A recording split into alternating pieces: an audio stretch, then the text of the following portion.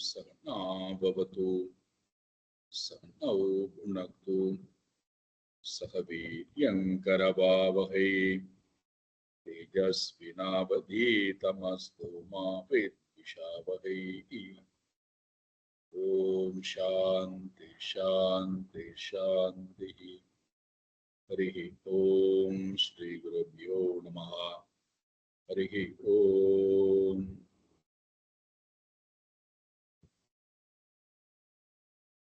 सच्चिदानन्दरूपाय विश्वोत्पत्त्यादिहेतवे तापत्रय विनाशाय श्रीकृष्णाय वयं नमः। जन्माद्यस्य यतोऽन्वयात् इतरतश्चार्तेष्वभिज्ञस्वराट् तेने ब्रह्म हृदाय आदिकवये मुह्यन्ति यत्सूरये तेजो वारिमृदां यथा विनिमयो यत्र त्रिसर्गो मृषा धाम्ना स्वेन सदा निरस्तकुहकम् सत्यं परं धीमहि धर्मप्रोञ्जितकैतवोऽत्र परमो निर्मत्सराणां सताम् वेद्यं वास्तवमत्र वस्तु शिवदम् आपत्रयोन्मूलनम् श्रीमद्भागवते महामुनिकृते किं वा परैरीश्वरः सद्यो हृद्यवरुध्यतेऽत्र कृतुभिः शुश्रूषुभिस्तत्क्षणात् निगमकल्पतरोर्गलितं फलम् सुखमुखातमृतद्रवसंयुतं पिबत भागवतं रसमालयम् मुहुरहो रसिका भुवि भावुकाः नारायणं नमस्कृत्य नरं चैव नरोत्तमं देवीं सरस्वतीं व्यासं ततो जयमुदीरयेत्। देवीं सरस्वतीं व्यासं ततो जयमुदीरयेत्।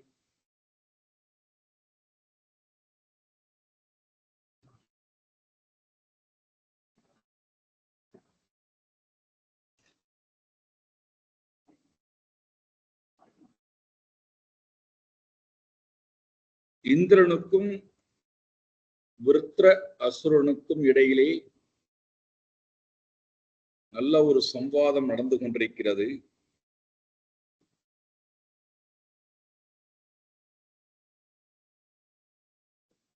இந்திரன் விருத்ரனை கொன்றுவிட வேண்டும் என்று முயற்சி எடுக்கின்றான்.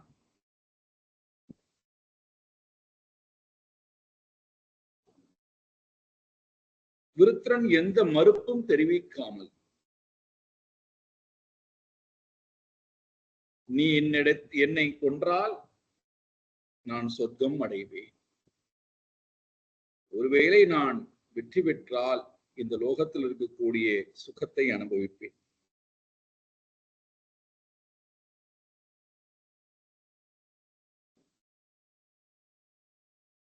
ஆகையினாலே என்னிடத்திலே உன்னுடைய பராக்கிரமத்தை காட்டு, வஜ்ராயுதத்தை போடு.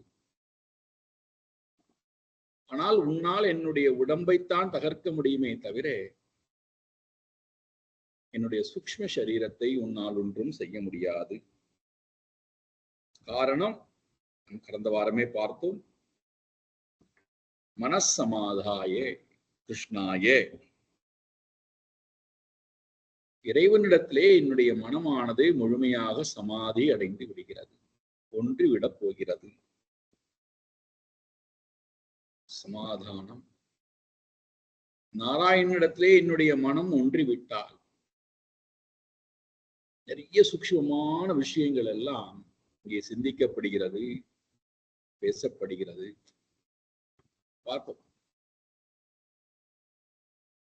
என்னென்னலாம் சிந்திக்கிறார் என்பதையெல்லாம் பார்ப்போம்.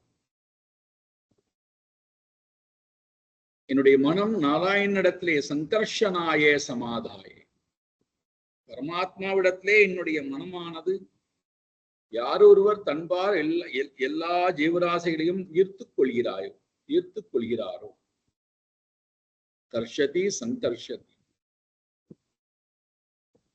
யாரொருத்தனுடைய நாமமானது பக்தனை தன்பால் முழுமையாக ஈர்த்துக் கொள்கிறது, அப்பேற்பட்ட நாராயணனிடத்திலே என்னுடைய மனமானது ஒன்றிவிடப் போகிறது. தச்சரணார விந்தேகே மனசமா, அவருடைய பாதார விந்தத்திலே என்னுடைய மனம் முழுமையாக பொருந்தப் போகிறது.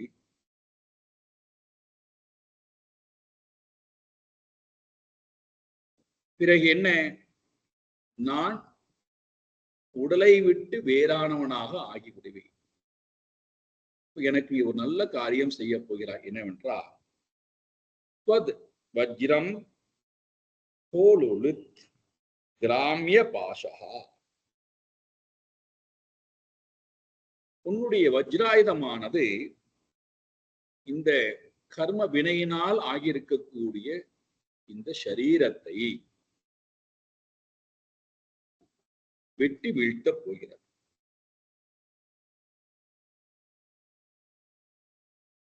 அப்போ ஷரீரமானது வஜ்ராயுதத்தினாலே தகர்க்கப்பட்ட பொழுதும் கூட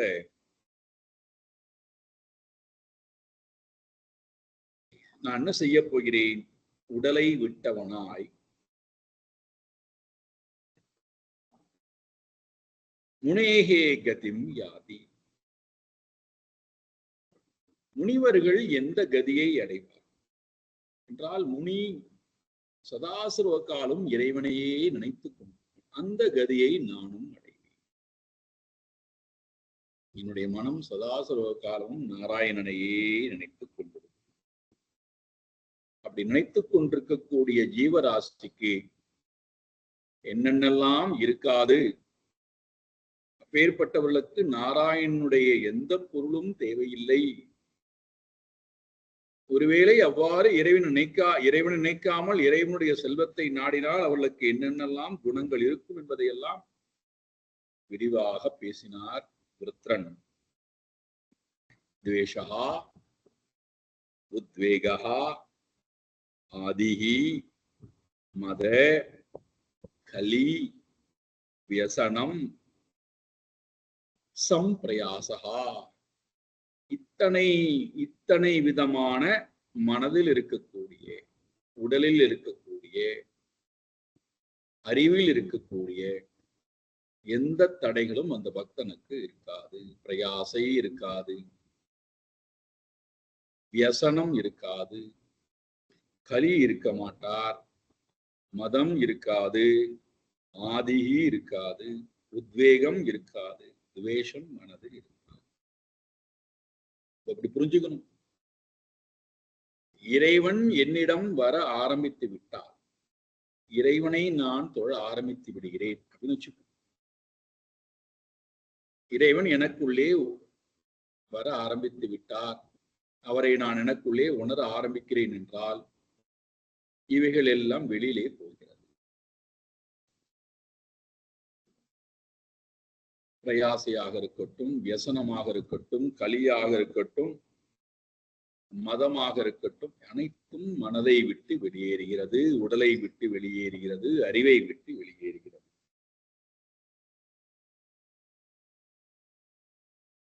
இறைவனை நோக்கி ஒரு ஜீவன் போனால் என்ன நடக்கும்? நான் இறைவனை நோக்கி போகிறேன், இறைவன் எனக்கு என்னதான் கொடுப்பார்?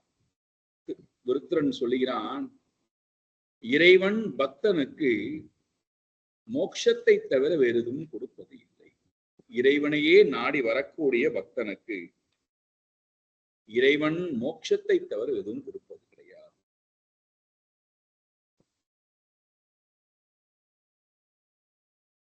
மனிதர்கள் அர்த்தத்தையும் காமத்தையும் நாடினால் அவரவர்களுடைய புண்ணிய பலனுக்கு ஏற்ப அவைகள் கொடுக்கப்படுகிறது. பாருங்கள், அங்க கூட நம்முடைய கணக்குகள் பார்க்கப்படுகிறது.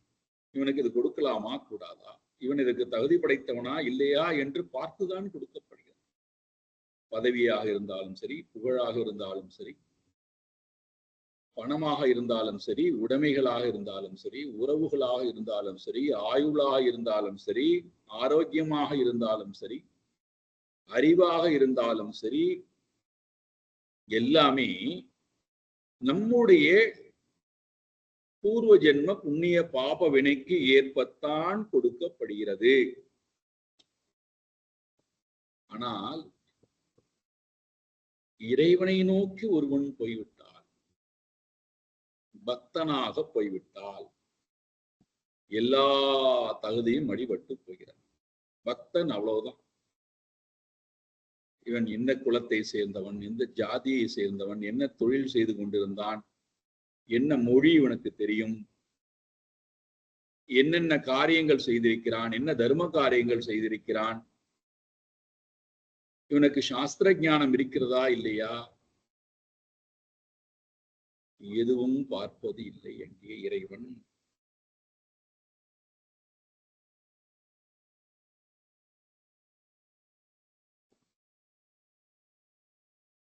பக்தி யோகேன. அப்போ இறைவனுடைய அனுகிரகம் நமக்கு வருகிறது, இறைவனுடைய அனுகிரகத்தை நாம் நாடுகிறோம், இறைவனுடைய அனுகிரகம் நமக்கு வருகிறது என்றால் பகவானுடைய பிரசாதம் இந்த மூன்றையும் அழித்து விடும். புருஷார்த்தத்தில் இருக்கக்கூடிய தர்ம, அர்த்த, காமம், இந்த மூன்றையும் நாசம் செய்தால்தான் இறைவனுடைய அனுகிரகம், மோட்சம் என்று சொல்லக்கூடிய இந்த அனுகிரகம் ஆனது இறைவனால் நமக்கு கொடுக்கப்படுகிறது.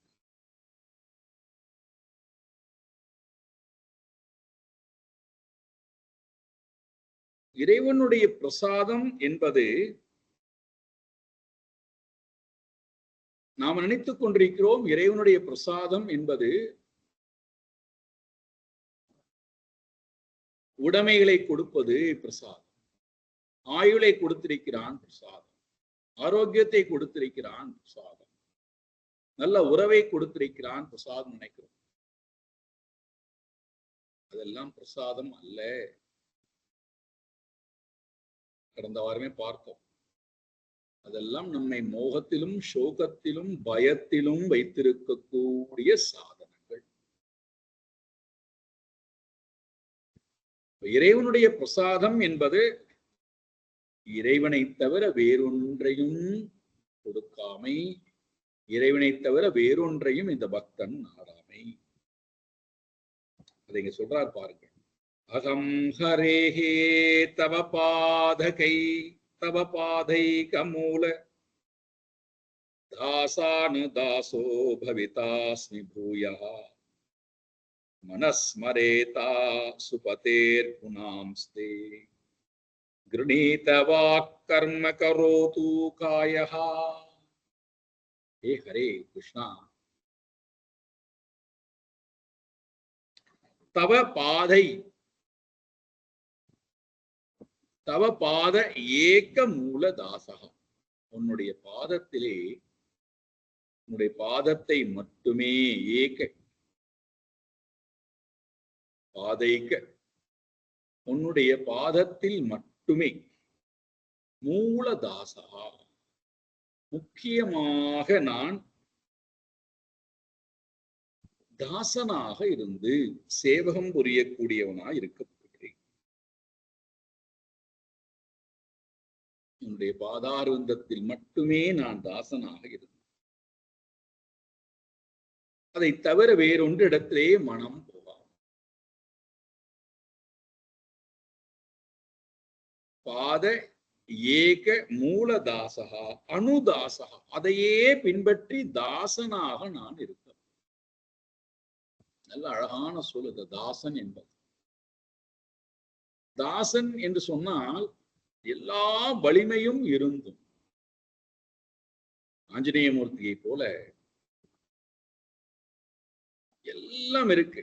புத்தி, பலம், யசோ, தைரியம், நிர்பயத்துவம், அரோகதாம், அஜாட்யம், வாக்படுத்துவம்,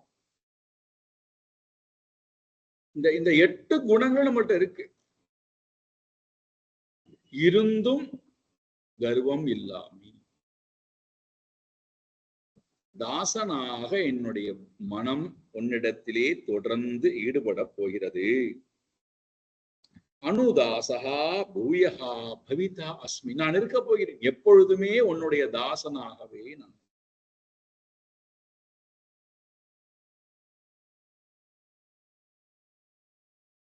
என்னுடைய மனம் என்ன செய்ய போகின்றது என்றால், அசுபதேகே தேகே குணான் மனஹா ஸ்மரேத். இறைவா, என்னுடைய பிராணனுக்கு நாதனாக நீ இருக்கின்றாய். அப்படி பிராணனுக்கு நாதனாக இருக்கக்கூடிய உன்னுடைய குணங்களை ஆசுபதேகே தேகே குணான். ஆசுனா மூச்சு காட்டு.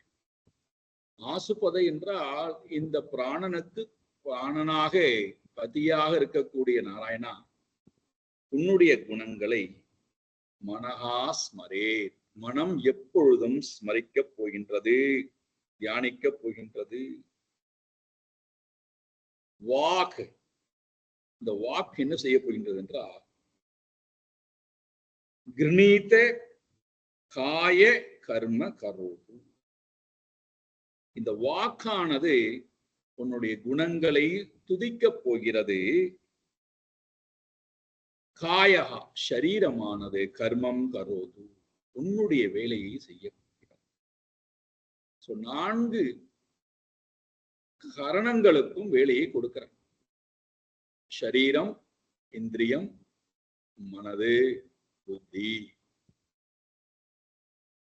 இவைகள் அத்தனையும் உன்னையே சேவிக்கப் போகின்றது, உன்னையே நாடப்போகிறது, உன்னுடனே இருக்கப் போகிறது. உன்னுடனேயே இருக்க போகின்ற எனக்கு உன்னை தவிர வேறொன்று வேண்டுமா என்றால் வேண்டாம். இந்த ஸ்மரித்தலே இங்க இறைவனை ஸ்மரித்தல், இடைவிடாத ஸ்மரித்தல் என்பதே மேலான மேலான தர்மமாக தோன்றும். அதனால்தான் இந்த ஸ்கந்தம் ஆரம்பிக்கும் போதே பார்த்தோம், போஷணம் என்று பார்த்தோம். போஷணம், மனதிலே இறைவனுடைய சம்ஸ்காரத்தை, இறைவனுடைய வைபவத்தை வளர்த்தல், போஷித்தல்.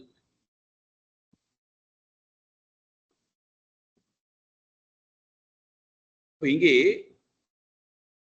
உன்னுடைய ஸ்மரணத்தை தவிர வேறு ஏதாவது எனக்கு ஒன்று வேண்டுமா என்றால், உன்னுடைய ஸ்மரணையை நான் விட்டு உன்னுடைய ஸ்மரணை இல்லாத ஒரு வாழ்க்கையை நான் நாடினால் அதுதான் மேலேயே நரகம். அப்படிப்பட்ட ஒரு நரக்க வாழ்க்கை எந்த லோகம் கிடைத்தால் என்ன எனக்கு வேண்டாம். சொர்க்க பதவி கிடைத்தால் வேண்டாம். அங்கே போனால் உன்னை மறந்து விடுவேன், உன்னை விட்டு பிரிந்தும் விடுவேன். உன்னை பிரியக்கூடிய எந்த ஒரு இடமும் எனக்கு தேவையில்லை. உன்னை பிரியக்கூடிய எந்த ஒரு சாதனமும் எனக்கு தேவை. உன்னை பிரிந்து இருக்கக்கூடிய எந்த ஒரு உறவும் எனக்கு தேவையில்லை. உன்னை பிரிந்து இருக்கக்கூடிய எந்த ஒரு கர்மமும் எனக்கு தேவையில்லை. சொர்க்கலோகம் வேண்டுமா? வேண்டாம். பக்தன் அதை நாடுவது இல்லை. சரி, உன்னதமான கடைசி லோகம் பிரம்மாஜியினுடைய பதவி, அந்த பிரம்மாஜியினுடைய பதவி கிடைத்தால் போவாயா? அதுவும் வேண்டாம். ஏன்னா எந்த ஒன்றை நாம் அடைந்தாலும் அந்த இடத்தை அடைவதற்கு மற்றவர்களும் போட்டி போடுகிறார்.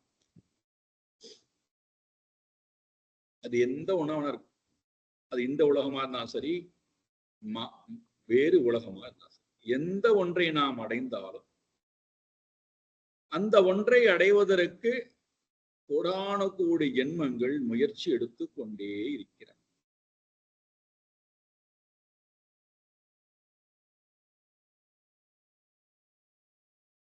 சரி, நாம் கஷ்டப்பட்டு அந்த இடத்துக்கு வந்துட்டோம். நம்முடைய ஆத்ம கிருபா, நிறைய முயற்சி எடுத்து தகுதி இருந்து அந்த இடத்துக்கு வந்தாகிவிட்டார். எத்தனை நாள் அந்த இடத்திலே நான் இருப்பேன் என்றால், எத்தனை நாள் நான் இருக்க வேண்டும் என்று எழுதப்பட்டதோ அத்தனை நாள் தான் இருக்க முடியும். நான் வந்து இறப்பு வரைக்கின்ற வரைக்கும் இந்த இடத்துல இருக்க முடியாது. ஏன்னா அடுத்தவர்கள் இந்த இடத்துக்கு வந்தா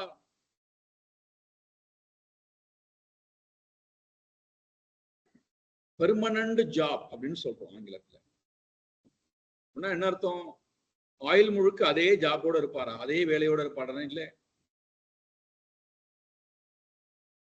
22 வயதிலே ஒருவன் உள்ளே போகிறான் என்றால் 58 வயதிலே அவனை வெளியேற்றி விடுகிறான். நீ போயிட்டு வாப்பா.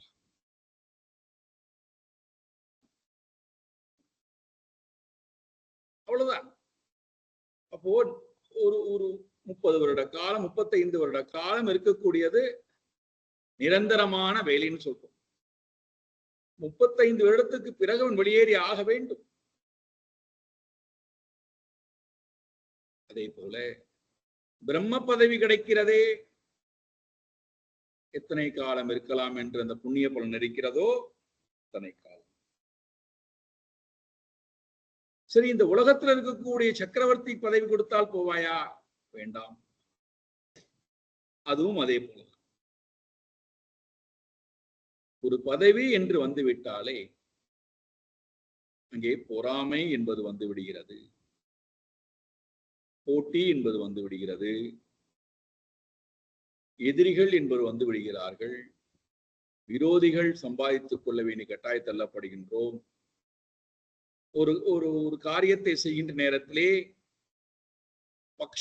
ஒரு பட்சமாக நாம் ஒரு தீர்ப்பை கொடுத்தோம் என்று சொன்னால் அது இன்னொரு பட்சத்திற்கு தாபத்தை ஏற்படுத்துகிறது. ஆகினாலே பாபங்கள் வருகிறது. நம்முடைய பார்வையிலிருந்து அது தர்மமாக இருக்கலாம், நம்முடைய பார்வையிலிருந்து அது சரியான தீர்ப்பாக இருக்கலாம். ஆனா இன்னொரு பக்கத்தில் இருக்கக்கூடியவர்களுக்கு அது துன்பத்தை கொடுக்கின்ற காரணத்தை அவர்கள் சாபம் விடுகிறார்கள். அந்த சாபத்தை ஏற்க வேண்டிய கட்டாயத்திலே இந்த ராஜா இருக்கிறான். உலகத்தில் இருக்கக்கூடிய எல்லா ஜீவராசிகளும் செய்யக்கூடிய பாவம் அனைத்தும் ராஜாவிற்கு போகிறது. ஆகினாலே ராஜ பதவியும் வேண்டாம், சக்கரவர்த்தியினுடைய பதவியும் வேண்டாம், அதுவும் சிறிது காலமே இருக்கக்கூடியவை. சரி, கீழே இருக்கக்கூடிய லோகத்திலே போய் தலைமை பண்பை ஏற்றுக்கொள்கிறாயா? அதல விதல சுதல. கீழே இருக்கக்கூடிய கடைசி லோகம் பாதாளோகத்துல இருக்கக்கூடிய போய் அந்த பதவியை ஏற்றுக்கொள்கிறாய் என்றால் மேல் லோகமே வேண்டாம் சொன்னது பிறகு கீழ்லோகம் எதற்கு எனக்கு?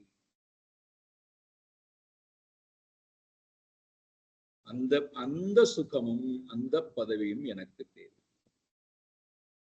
சொல்றது யாரு? பரம பாகவதன். இதைத்தான் ஆழ்வாரும் சொல்லிட்டார். இச்சுவை தவிர யான் போய் இந்திரலோகம் ஆளும் அச்சுவை பெறினும் வேண்டேன் அரங்கன்மான் அகருளான்.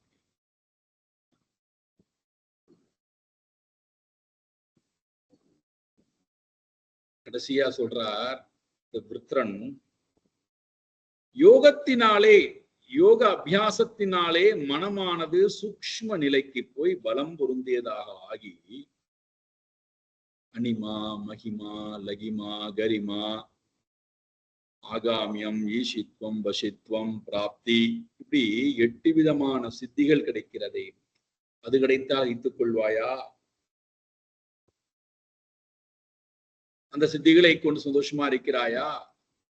அந்த சித்திகளை கொண்டு நீ எதை வேணா படைக்கலாம், ஒரு உலகத்தையே படைக்கலாம், அக்னிக்குள்ளே போய் விட்டு வரலாம், ஜலத்திலே நடக்கலாம்,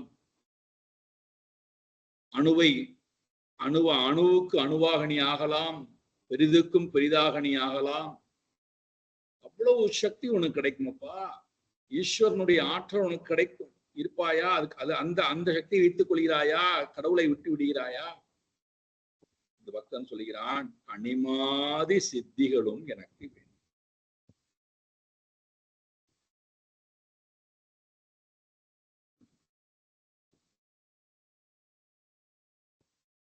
அப்ப என்னதான் இவர்கள் விரும்புகிறார்கள்? சரி, ஒண்ணு மோட்சமா அது வேணுமாப்பா,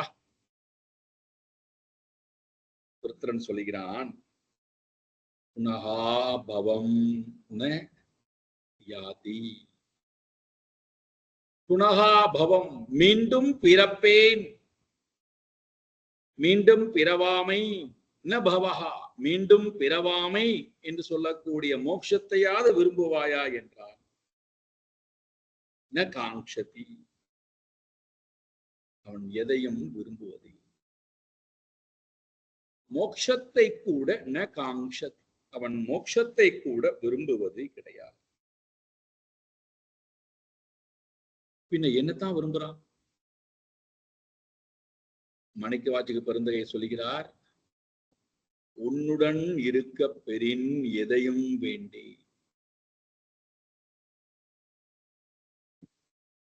உன்னுடன் மனம் இருந்தால் வேறு எதையும் நான் வேண்டேன். கொள்ளேன் புறந்தரன் மால் அயன் வாழ்வு குடிகடினும் நல்லேன் அப்படின்னு திருவாச்சகத்துல ரொம்ப, இறைவனோடு நான் இருந்தால் போதும், எனக்கு வேற ஒன்றும் தேவையில்லை. இந்திர பதவியே கிடைத்தாலும் வேண்டாம், விஷ்ணு பதவி கிடைத்தாலும் வேண்டாம், சிவ பதவி கிடைத்தாலும் வேண்டாம். நினைத்தாவனும் உன்னுடன் நான் இருக்க பெரிய. கொஞ்சம் சிந்தித்து விட்டு மேல போ.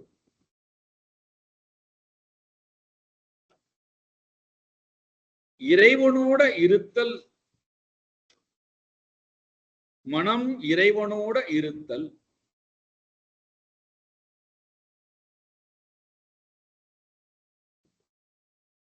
இறைவனை விட்டு மனம் பிரிந்திருத்தல், ரெண்டு விஷயம். இறைவனை விட்டு மனம் பிரிந்திருந்தால்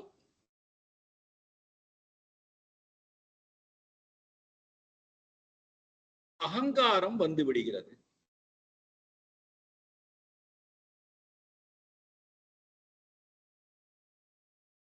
வாசனை உண்மையை மறைத்து விடுகிறது.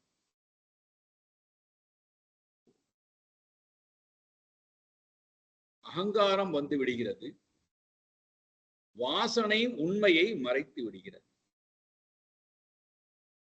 அப்போ இந்த அகங்காரி தனிமைப்படுத்தப்படுகிறார்.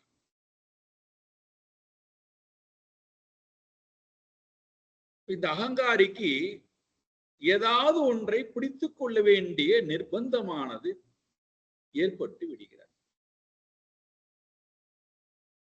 நீங்க பாருங்களேன்,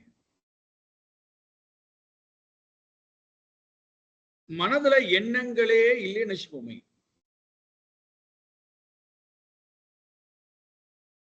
எத்தனை பேர் நீங்கள் இந்த அனுபவத்திலே இருந்து பார்த்திருக்கிறீர்கள் தெரியவில்லை. மனதுல எண்ணமே இல்லை அப்படின்னு நிலைக்கு வரும். ஒவ்வொரு நாள்ல இந்த மாதிரி ஒரு நிலை நமக்கு வருதுன்னு வச்சு.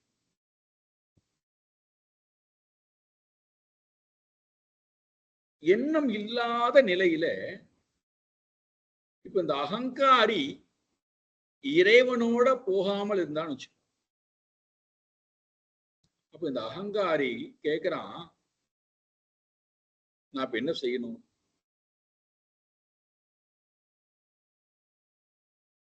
உலகத்திலே எனக்கு வேலை இல்லை என்று சொல்லிவிட்டீர்கள்.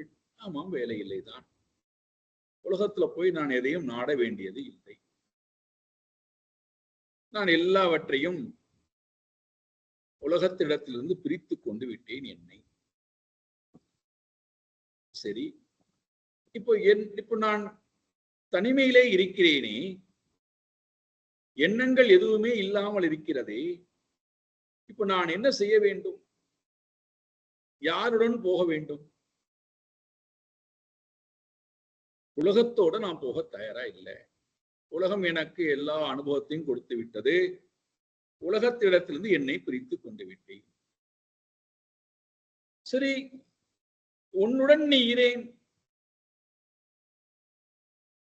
என்னுடன் நான் இருப்பது என்றால் எப்படி என்று தெரியாத காரணத்தினால நான் எப்பொழுதுமே சார்ந்து இருந்தே பழக்கப்பட்டவன். வாசனைகளை சார்ந்து இருந்தே பழக்கம். ஆனால் தான் அசை போட்டு மனதுக்கு இந்த அசை போடுதல் இல்லாமல் போய்விட்டால் மனம் கேட்கிறது, நான் இப்ப எங்க சார்ந்து இருக்கணும்? எண்ணங்களை வேண்டாம் சொல்லிவிட்டீர்கள், நான் எங்க போகணும்? அப்ப அந்த இடத்துல தான் நமக்கு அந்த அகங்காரியை இறைவனிடத்திலே நான் காட்டாமல் விட்டுவிட்டால் அந்த மனம்தான் தவிக்கிறது. அந்த மனம்தான் நான் என்ன செய்வது அடுத்து என்று தெரியாமல் மீண்டும் உலகத்தை பற்றி கொள்கிறேன் என்று ஓடோடி வருகிறது. சத்துவகுணத்திலே இருந்தால் சாஸ்திரத்தை பற்றி கொள்கிறேன் என்று, ரஜோகுணத்திலே இருந்தால் லோகத்தை உணர்வுகளை பற்றி கொள்கிறேன் என்று, தமோகுணத்திலே இருந்தால் தேகத்தையும் உடைமைகளையும் பற்றி கொள்கிறேன் என்று மீண்டும் இந்த லோகத்துக்குள்ளே. அப்பதான் சம்சாரம் இந்த அகங்காரிக்கு உத்பவம் ஆகிறது.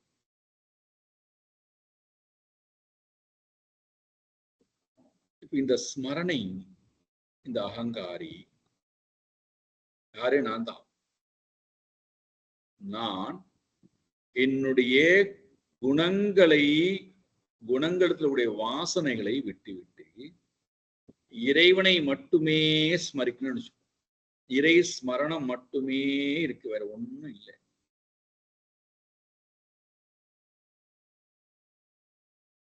இறை ஸ்மரணை மட்டும் இருந்தால் அங்க யாரு இருக்க மாட்டா அப்படின்னா, வாசனை இல்லை.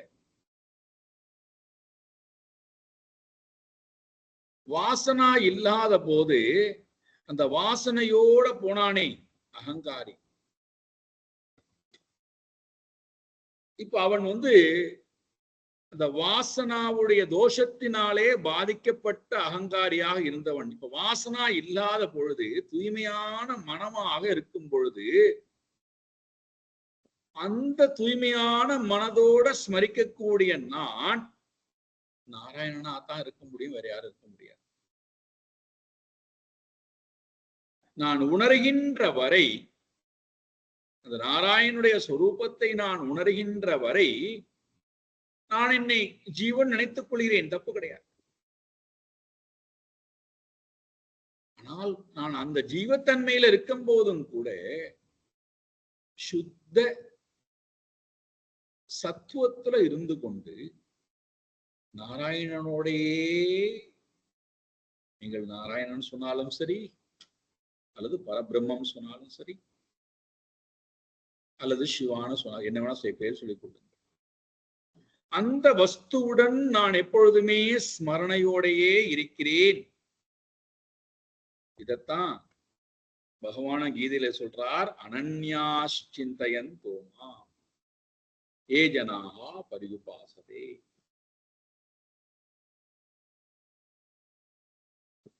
இப்ப இந்த மனம் இறைவனுடையே இருப்பதனால இந்த மனதுக்கு என்னெல்லாம் தடைகள் போகிறதுன்னா, அகங்கார நாசம், வாசனா நாசம், அபிமான நாசம். அபிமானம்னா என்னது? நான் அந்த கர்ணத்தோடு அபிமானம் வைக்கிறேன். நான் காரியமாக இருக்கக்கூடிய பாக்கிய கர்ணம் ஸ்தூல சரீரத்தோடு அபிமானம் வைக்கிறேன். அப்ப அந்த அபிமானமும் போய்விடுகிறது. அப்ப இந்த தேகத்தோட கர்ணத்தோட அவன் இருக்கும் போதும் கூட கர்த்திருவ பாவம் இல்லாமல், அபிமான பாவம் இல்லாமல், அஞ்ஞானம் இல்லாதவனாய், வாசனைகள் இல்லாதவனாய் இந்த சரீரத்திலேயே மோட்சஸ்வரூபியாக வாழும்போது, நான் இன்னொரு இடத்துக்கு போய், நான் இன்னொரு லோகத்திலே போய் நான் சுகத்தை அடையப் போகிறேன் என்று கேட்பானா என்றால் அவன் கேட்க மாட்டான். மோட்சம் என்பது அஞ்ஞானத்திலிருந்து விடுபடுவதுதான். இப்ப அஞ்ஞானத்திலிருந்து இங்கேயே விடுபட்டு ஆகிவிட்டது, அஞ்ஞானி இல்லை. அப்ப அஞ்ஞானி இல்லாத பொழுது அவன் எதற்காக மோட்சம் வேண்டும் என்று கேட்கப் போகிறான் இறைவன்கிட்ட போய்?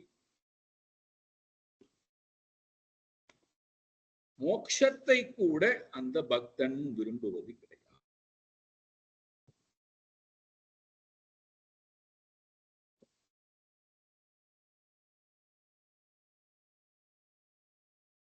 இப்பேற்பட்ட பக்தனாக நான் இருக்க போகிறேன், உன்னை நான் ஸ்மரிக்க போகிறேன். எதை போல? என்ன அழகான உதாரணம் கொடுக்கிறார் பாரு. அகங்காரம் இல்லா தன்மைக்கு என்ன அழகான உதாரணம் கொடுக்கிறார் பாரு. அஜாத பக்ஷா இவ மாதரம் ககாஹ ஸ்வதன்யம் யதா வத்சதரா க்ஷுதார்த்தாஹ பிரியம் பிரியேவ யுஷிதம் விஷண்ணா மனோரவிந்தாக்ஷ திருதிக்ஷதே த்வாம். ஒவ்வொரு உதாரணமா எடுத்துக்கிறார். இந்த உலகத்துல இருக்கக்கூடிய நம் அன்றாடம் பார்க்கக்கூடிய பொருளோட இருக்கக்கூடிய உதாரணங்களை எடுத்துக்கிறார். அழகாக பறவைகள் கூடு கட்டுகிறது. காக்கைகளோ குருவிகளோ அழகாக கூடு கட்டி முட்டையிட்டு குஞ்சு பொரிக்கிறது. இது முதல் உதாரணம். அஜாத பக்ஷா இவ.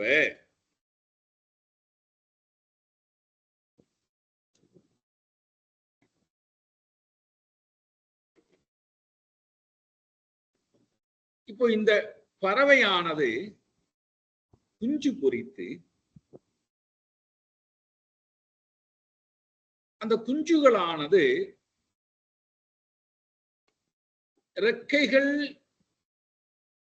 முளைக்காத நிலையிலே இருக்கக்கூடிய குஞ்சு. அத உதாரணத்துக்கு அஜாத ககாஹா, அஜாத பக்ஷா ககாஹா. இறக்கைகள் இன்னும் விரிவடையாமல் வளராமல் இருக்கக்கூடிய குஞ்சுகள், பறப்பதற்கு தகுதி இல்லாத குஞ்சுகள். இப்ப இந்த குஞ்சுகள் தன்னுடைய சாப்பாட்டிற்கு, தன்னுடைய சந்தோஷத்திற்கு, தன்னுடைய பாதுகாப்புக்கு, தன்னுடைய உடலானது விருத்தி அடைவதற்கு தன்னுடைய தாயை சார்ந்து இருந்தாக வேண்டும். அதை சொல்றார். அஜாத பக்ஷாஹா ககாஹா மாதரம் இவ. இப்ப இந்த பறவைகள், இந்த குஞ்சு பறவைகள் எப்படி தாயவே நினைத்து கொண்டிருக்கிறது. இதுதான் உதாரணம். தாயை தவிர வேற எந்த ஒரு சிந்தனமும் அந்த குஞ்சு பறவைகளிடத்திலே இருக்காது. தனக்கு தேவையானவை அத்தனையும் அந்த தாயால் கொடுக்கப்படுகின்ற காரணத்தினாலே, யோகக்ஷேமம் அத்தனையும் அந்த தாய் பறவையால் கொடுக்கப்படுகின்ற காரணத்தினாலே, தன்னுடைய சந்தோஷம் தாய் பறவையால் கொடுக்கப்படுகின்ற காரணத்தினாலே, தாயை சார்ந்தே இந்த உள்ளம் இருப்பதை போல. இதுல நீங்க பார்த்தீர்கள் என்றால், தாயை சார்ந்து இருக்கும் போது இந்த பறவையானது அந்த கூண்டுக்குள்ளே இருக்கக்கூடிய, அந்த கூட்டுக்குள்ளே இருக்கக்கூடிய அந்த பறவையானது தன்னிச்சையாக எந்த முயற்சியும் எடுக்காமல்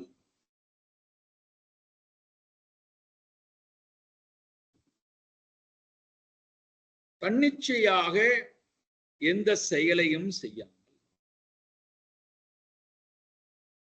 தன் விருப்பத்துக்கு ஏற்ப நடந்து கொள்கின்றதா என்றால் இல்லை. தாய் வருகின்ற வரைக்கும் காத்து கொண்டிருக்கிறது அந்த கூட்டிலேயே. தாய் வந்ததற்கு பிறகு இரையை எடுத்துக்கொண்டு வருகிறது. வாயிலே உணவை எடுத்துக்கொண்டு வந்து, கால் பகுதியிலே உணவை எடுத்துக்கொண்டு வந்து வாய் வழியாக ஊட்டி விடுகிறது. என்ன உணவு வருகிறதோ அந்த உணவை சாப்பிட்டு விட்டு சந்தோஷமாக இருக்கிறது. அப்போ இங்க முழு சரண்டர், நம்பிக்கை, தாயிடத்திலே பக்தி, அனன்ய பாவம், விருப்பு வெறுப்பு இல்லா தன்மை, சுயநலம் இல்லா தன்மை, பயம் இல்லா தன்மை, என்னுடைய பொருள் என்று சொல்லக்கூடிய பற்றுதல் இல்லா தன்மை,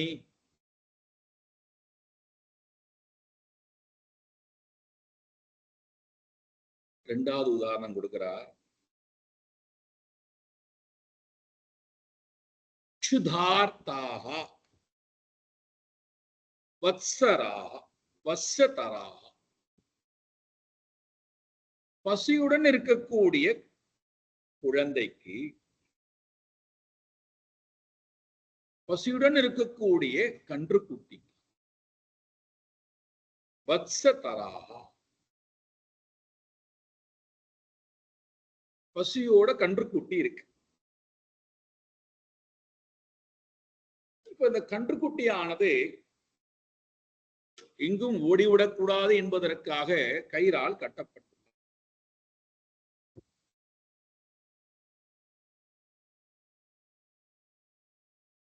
இப்ப இந்த கன்றுக்குட்டியானது இந்த கயிற்றை முறித்துக் கொண்டு இழுத்துக் கொண்டு தாயினுடைய பாலுக்காக எவ்வாறு இயங்குகிறதோ, தாயினுடைய மடுவையே அந்த கன்றுக்குட்டியானது நினைக்கிறதோ,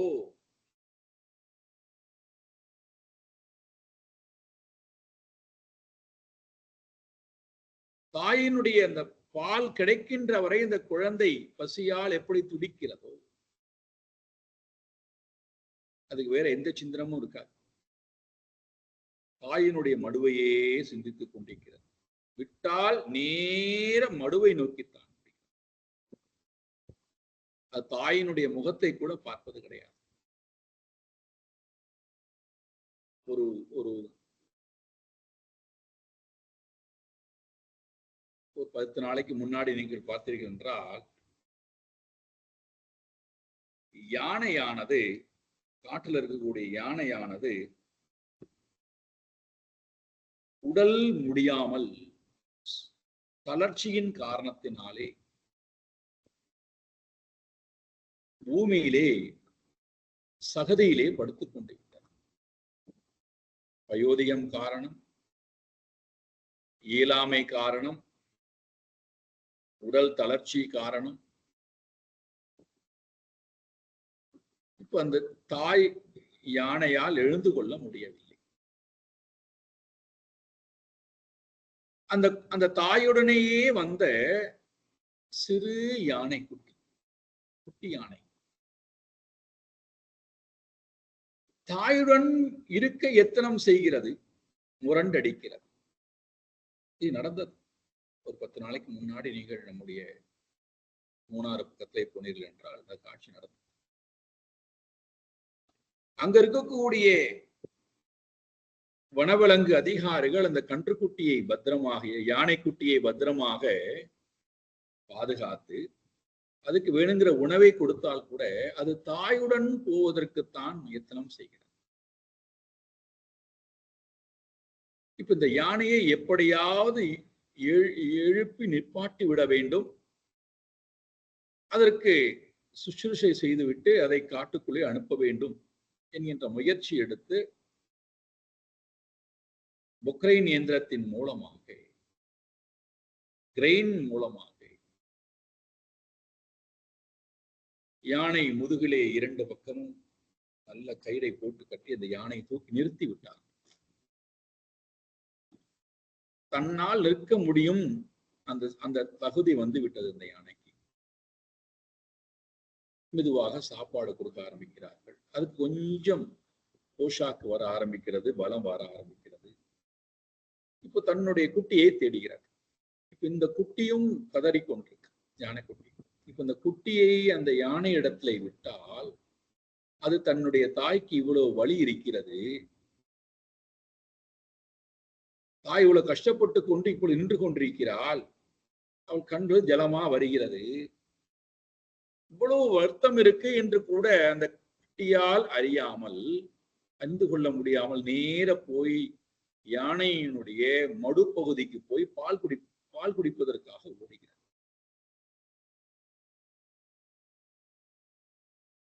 அதற்கு தேவை பால். என்னை விட்டால் நான் பால் குடிக்கணும். அதே போல கட்டப்பட்ட ஜீவன்,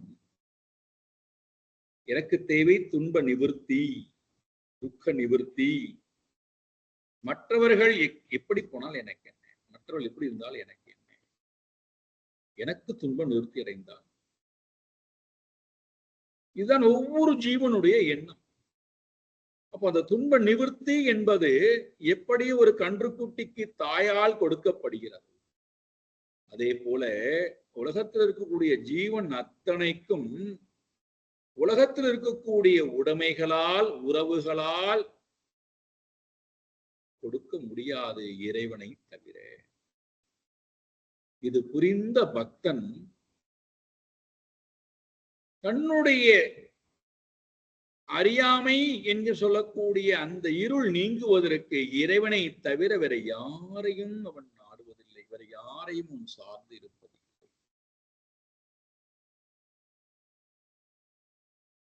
என் தாயுமாய் என் தந்தையுமாய் இறைவன் இருக்கிறான், இறைவனையே நான் நாடுகிறேன் என்று என்னுடைய உள்ளம் நாடினால், இறைவனை தவிர வேற எதையுமே நான் நாடவில்லை என்று சொன்னார். அதுதான் அனன்ய பக்தி. இப்போ கட்டுப்பட்டிருக்கக்கூடிய ஜீவன், உடலின்பால் கட்டுப்பட்டிருக்கக்கூடிய ஜீவன், உள்ளத்திலே வாசனையினால் கட்டுப்பட்டிருக்கக்கூடிய ஜீவன், அகங்காரத்தினாலே பந்தப்பட்டிருக்கக்கூடியவன், இந்த கட்டுதலை அவிர்த்து விடுவதற்கு ஒரே உபாயம் இறைவனுடைய ஸ்மரணமே.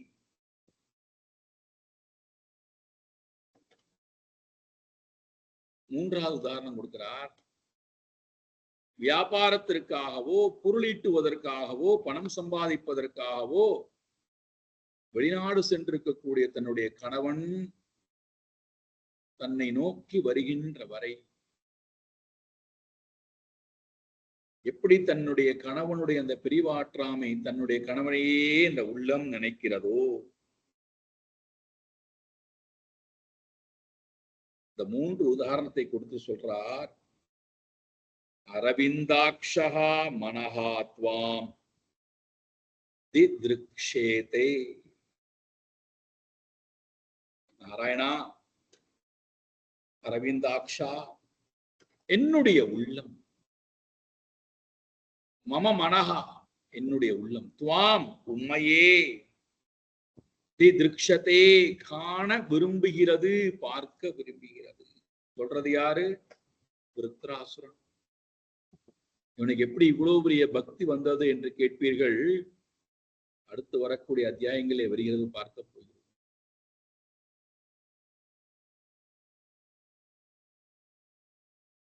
என்னுடைய உள்ளம் உன்னிடத்திலேயே பிரிவு இல்லாமல் இருக்கும்.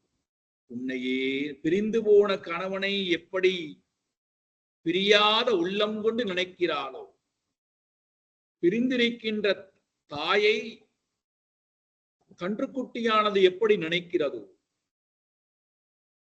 இறக்கை முளைக்காமல் இருக்கக்கூடிய பறவையானது, பறவை குஞ்சானது எப்படி தன்னுடைய பறவையை தாயை நினைக்கிறது. அழகான உதாரணம் பாருங்கள். மூன்று உதாரணம் பார்த்தீர்கள் என்றால், ஸ்தூல சரீரம், சூக்ஷ்ம சரீரம், காரண சரீரம், மூன்று சரீரத்துக்கு அழகான உதாரணம் கொடுத்தீங்க.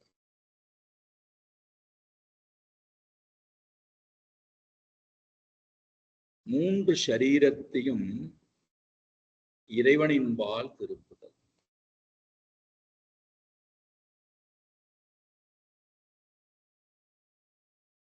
மூன்று சரீரத்தையும் இறைவனின்பால் எப்பொழுது நான் திருப்புகின்றேனோ, என்னும் மனம் உண்மையே காண விரும்புகிறதப்பா. இப்பேற்பட்ட இந்த உள்ளத்துக்கு உடல் வஜ்ராயுதத்தினாலே தகர்க்கப்பட்டால் என்ன,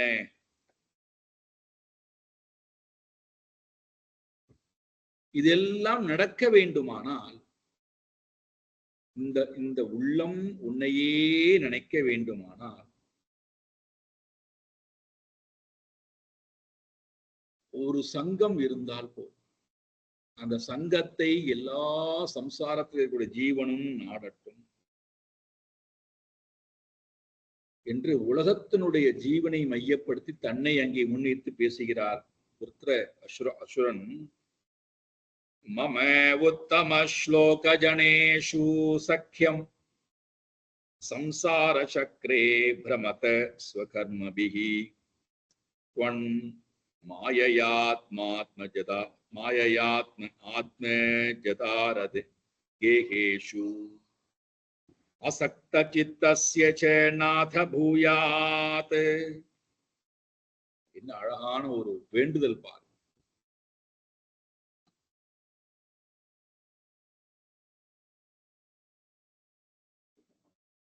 இந்த உள்ளம் உன்னையே நினைக்க வேண்டுமானால் அதற்கு எனக்கு ஒரு அழகான சங்கம் தேவைப்படுகிறது. அது என்ன சங்கம்? உத்தம ஸ்லோக ஜனேஷு சக்கியம். சக்கியம் ஸ்நேகம், தொடர்பு.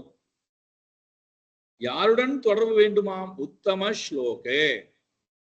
உத்தம ஸ்லோகம் என்றால் நாராயணன். உத்தம ஸ்லோக ஜனேஷு, யார் உத்தமமான அந்த பரமாத்மாவுடைய வைபவத்தை தியானித்துக் கொண்டு பேசிக்கொண்டு அவனோடையே வாழ்ந்து கொண்டிருக்கிறார்களோ அந்த ஜனேஷு பக்தர்களுடன் சக்கியம் பூயா என்றால் பக்தின்னு வரும்போது நம்ம பக்தர்னு சொல்லுவோம். குருன்னு எடுத்துக்கொள்ளுங்கள், பக்தர்னு எடுத்துக்கொள்ளுங்கள். சாட்சாத் பரம பாகவதரிடத்தே, பரமாத்மாவுடைய பக்தனிடத்திலே மாறாத தொடர்பு பக்தி என்பது எனக்கு ஏற்பட வேண்டும். ஏன் ஏற்படணும்? ஸ்வகர்மபிஹி சம்சார சக்ரேகே பிரமதா மம மன. என்னுடைய மனம் விதவிதமான கர்மங்களில் ஈடுபட்டு விதவிதமான ஸ்வகர்மபி விதவிதமான கர்மங்களில் மனம் ஈடுபட்டு, அதனால மனதுக்கும் உடலுக்கும் என்ன வந்துவிட்டது? சம்சார தாபம் என்பது வந்துவிட்டது. அந்த சக்கரத்தில் நான் என்ன பண்ணி கொண்டிருக்கிறேன்? பிரமதா, சுழன்று கொண்டு இருக்கின்ற எனக்கு. நம்ம யாரும் நீ இதை செய்தேதான் ஆக வேண்டும் என்று நிர்பந்திக்கவில்லை.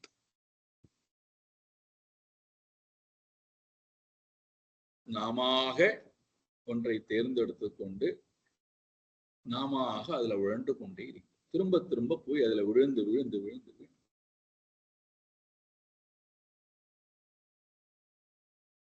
அந்த தாபத்தை வேற மனதில் சுமக்க ஆரம்பிக்கும்.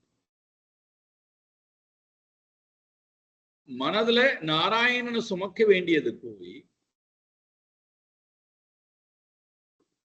உலகத்தில் இருக்கக்கூடிய தாபத்தை மனதிலே சுமந்து கொண்டு அதை இறக்கி வைக்க நான் தயாராகவே இல்லை. அதை விட்டு வெளியில வருவதற்கும் நான் தயாராக இல்லை. அதற்கும் நான் முயற்சியும் எடுக்க மாட்டேங்கிறேன். என்ன வேதனை பாரு. மனம் வலிக்கிறது, மனம் தாபத்துடன் இருக்கிறது. அது உடலையும் பாதிக்கிறது, உறவுகளையும் பாதிக்கிறது, சூழ்நிலையிலையும் பாதிக்கிறது என்று தெரிந்தும் கூட மனம் அதை சுமக்க விருப்பப்படுகிறது. நீங்க சொல்ல போனா மனம் என்னை சுமக்க வைக்கிறது. நான் சுமை தூக்கியாக இருக்கிறேனே தவிர அதிலிருந்து நான் நாராயணனை ஸ்மரிப்பதற்கு விட்டு விட்டு வருவதற்கு தயாராக இல்லை. இங்க சொல்றார், நான் நாராயணனோடையே இருக்கணும்னா இந்த கர்ம சம்சார சக்கரத்திலிருந்து சுழண்டு கொண்டிருக்கக்கூடிய நான் உத்தம ஸ்லோக ஜனேஷு சக்கியம் பூயா.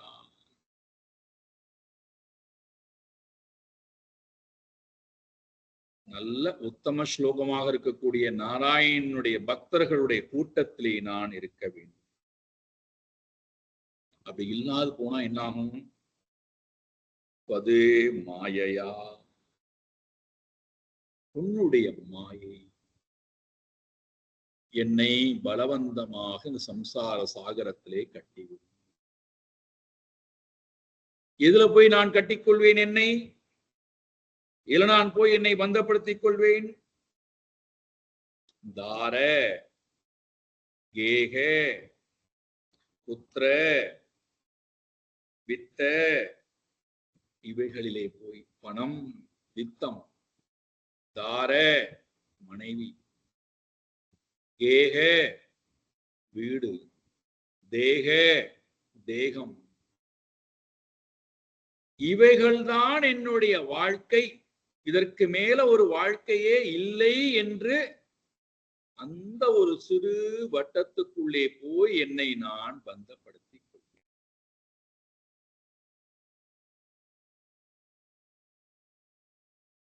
இங்க இந்த விருத்திரன் கேட்கிறான், ஆத்மாத்மஜா தார கேகேஷு ஆசக்த சித்தஸ்ய. ஆசக்த சித்தம், என்னுடைய சித்தமானது ஆழ்ந்த பற்று கொண்டதாக இருக்கிறது. இதுலடானா பையன், ஆத்மஜா என் மூலமாக பிறந்த பையன், தார கேக வீடு, தேக மனைவி, செல்வங்கள், இதுதான் வாழ்க்கை, இதுதான் மேலானது, இதை தவிர வேறொன்று இல்லை என்று திரும்ப திரும்ப திரும்ப அதிலேயே போய் மனமானது பற்று கொண்டு நாராயணனை ஸ்மரிப்பேனா என்று மனம் சொல்கிறது. ஆகையினாலே எனக்கு இதன்பால் மீண்டும் எனக்கு பற்று வந்துவிட வேண்டாம். மம நாத ஆசக்திஹீன பூயா. ஓ நாதனே, எனக்கு இவைகளின்பால் மீண்டும் பற்றுதலை கொடுத்து விடாதே, எனக்கு வேண்டாம். இதிலே போய் நான் மறுபடியும் என்னை பலவந்தமாக நான் நினைத்துக் கொள்ள வேண்டாம். உன்னை தவிர வேறொன்றிடத்திலே நான் ஈடுபாடு கொள்ள விரும்பவில்லை. ஆகையினாலே என்னை உன்னுடனேயே சேர்த்து. இந்த பிரார்த்தனை நிறைவுற்ற பிறகு இந்திரனால் தாக்கப்பட்டு விருத்திரன் இறந்து போகிறான். எப்படி இறந்து போனான்? அதன் பிறகு என்ன நடந்தது? சாயங்காலம் பார்ப்போம். ஓம் பூர்ணமதః பூர்ணமிதம் பூர்ணாத் பூர்ணமுதச்யதே பூர்ணஸ்ய பூர்ணமாதாய பூர்ணமேவாவசிஷ்யதே. ஓம் சாந்தி சாந்தி சாந்தி. ஹரி ஓம் ஸ்ரீ குரு